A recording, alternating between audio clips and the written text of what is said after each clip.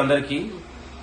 ఈరోజు కల్వకుంట్ల కేటీఆర్ గారు తన ఈ ఫార్ములా కేసుని డైవర్ట్ చేయడానికి రాష్ట్ర ముఖ్యమంత్రి రేవంత్ రెడ్డి గారి పైన 5 లక్షల కోట్ల అవినీతిని మాట్లాడితే తెలంగాణ ప్రజలు చెప్పులతోనే సమాధానం ఇస్తారని సందర్భంగా హెచ్చరిస్తా ఉన్నాం.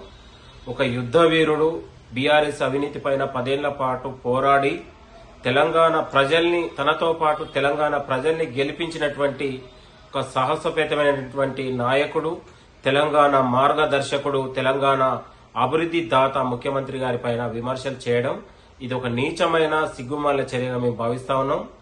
10 ఏళ్లలో 2014 నుంచి 2023 వరకు ఇవాళ తెలంగాణ టీజీఐసీసీ కావచ్చు, హెచ్ఎండిఏ భూముల్ని తన ఉన్నటువంటి అనుచరులకు కావచ్చు, ఉప ఎన్నికలకు కావచ్చు, తెలంగాణలో బీఆర్ఎస్ పార్టీ జీహెచ్ఎంసీ ఎన్నికలకు అప్పనంగా రియల్టర్లకు కావచ్చు, ఉన్నటువంటి ఇండస్ట్రీ వాళ్లకు అప్పనంగా అమ్ముకొని అనేక ఉన్నటువంటి వేల కోట్ల రూపాయల చేతులు మారిన అనే విషయం మనం అనేక విధాలుగా కథనాలు చూసినాం.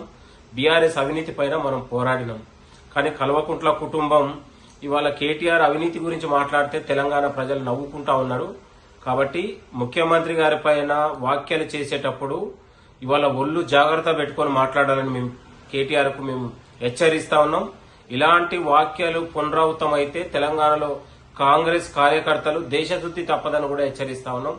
ఒక నాయకుడు విజన్ ఉన్న నాయకుడు కాబట్టే తెలంగాణ వచ్చిన తర్వాత ఇవాళ అత్యంత అద్భుతంగా ఇండస్ట్రియల్ నిర్మాణం కావచ్చు, ఇవాళ అనేక ఉన్నటువంటి విదేశాల నుంచి పెట్టుబడులు తీసుకొచ్చి తెలంగాణలో ఒక గొప్పగా ఒక గ్రీనరీ ఇండస్ట్రియల్ డెవలప్మెంట్ కోసం, పొల్యూషన్ రహిత కంపెనీల కోసం ముఖ్యమంత్రి గారు అనేక విధాలుగా పాటుపడతా ఉన్నారు. కాబట్టి ముఖ్యమంత్రి గారి పైన మాట్లాడేటప్పుడు కేటీఆర్ ఒళ్ళు జాగ్రత్త పెట్టుకుని మాట్లాడాలని కూడా మేము హెచ్చరిస్తా ఉన్నాం.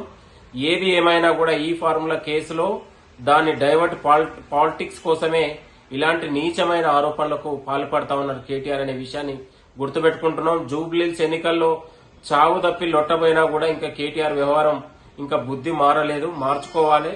ఒక ప్రతిపక్ష నాయకుడుగా, మాజీ మంత్రిగా మాట్లాడేటప్పుడు వాస్తవాలతోని ప్రజలు, సభ్య సమాజం సమర్థించే విధంగా తన వాక్యాలు ఉండాలి తప్ప ప్రజలు చీకొట్టేలాగా, చెప్పులు తీసుకుని తరిమేలాగా తన వాక్యాలు ఉండొద్దని మరొకసారి కేటీఆర్ కి హెచ్చరిస్తా ఉన్నాం. ఇది ప్రజాస్వామ్యయుతంలో ఇలాంటి వాక్యాలు కావచ్చు, ఒక ముఖ్యమంత్రి, ఒక చంద్రుడు సూర్యుడు లాంటి ఒక ముఖ్యమంత్రి గారి పైన ఇలాంటి వాక్యాలు చేయడం ఇంకోసారి చేస్తే తెలంగాణ ప్రజలుగా ఊరుకోమని హెచ్చరిస్తా ఉన్నాం. Thank you.